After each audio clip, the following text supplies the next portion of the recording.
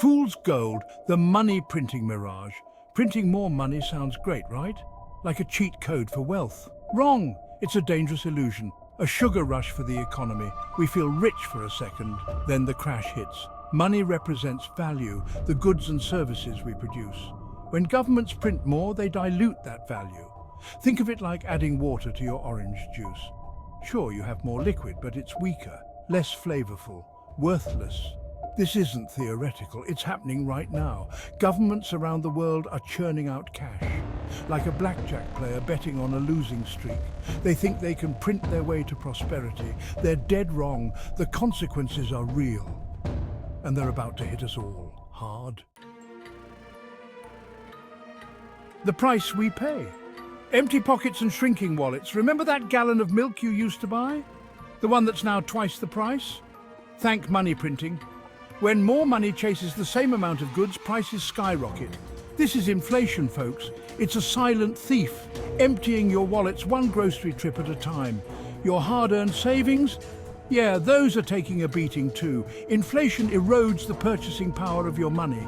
That nest egg you've been building, it's shrinking every day. This is the insidious nature of money printing. It's a slow burn that steals your wealth, leaving you poorer over time. And the worst part?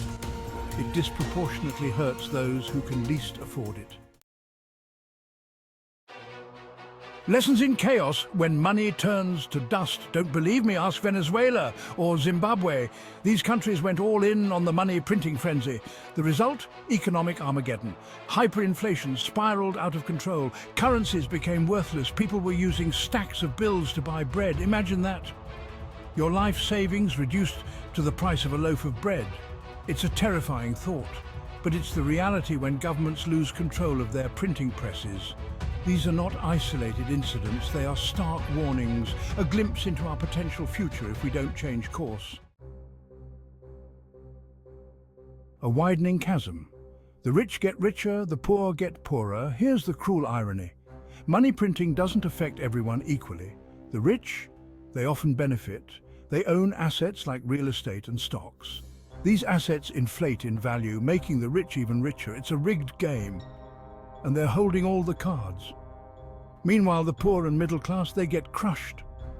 Their wages stagnate, their savings evaporate, they're trapped in a vicious cycle of declining purchasing power. The gap between the haves and have-nots widens. Social unrest simmers. This is not sustainable, it's a recipe for disaster. Section 5.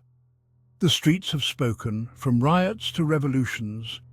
History is littered with examples of societies pushed to the brink by economic inequality. The French Revolution, the Arab Spring. These uprisings were fueled by the desperation of the masses, by the growing chasm between the elites and everyone else. We're seeing it again today. From Chile to Lebanon, people are taking to the streets. They're fed up with corrupt systems that prioritize the wealthy at the expense of the many. Money printing is fanning these flames. Ignore these warning signs at your peril. Section 6. The fix is in demanding transparency and fairness. So what's the solution? We need to demand better from our governments, from our financial institutions. We need transparency, we need accountability, we need responsible monetary policies that prioritize stability and fairness. No more backroom deals, no more bailouts for the wealthy, no more kicking the can down the road. It's time for a system that works for everyone, not just the privileged few. Section 7. Knowledge is power. Arm yourself for the fight. This starts with education. We need to understand how money works, how inflation affects us, how to protect ourselves from its insidious effects. Knowledge is power, and in this fight it's our most potent weapon. Read books, follow economic news, talk to financial experts. Don't be afraid to ask questions. The more you know, the better equipped you'll be to navigate these treacherous economic waters.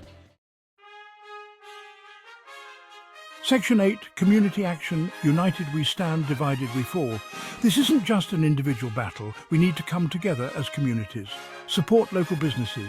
Invest in your neighbours. Build a more resilient and equitable economy from the ground up. Strength lies in numbers, By uniting our voices, we can amplify our message and demand change. Join organizations, attend town hall meetings, make your voice heard. Section 9. A call to arms, time to reclaim our economic future. This is a call to action. The time for complacency is over. We're at a crossroads. One path leads to economic ruin, the other to a more just and sustainable future. The choice is ours. We can continue down the path of reckless money printing, or we can demand better. We can demand a system that works for everyone, not just the few. A system built on sound money, fiscal responsibility, and economic opportunity for all. Section 10. The clock is ticking. Wake up before it's too late. The longer we wait, the harder it will be to change course. The stakes are high. Our economic future hangs in the balance. Wake up, people. This affects us all. It's time to get angry. It's time to get loud. It's time to demand a better future before it's too late.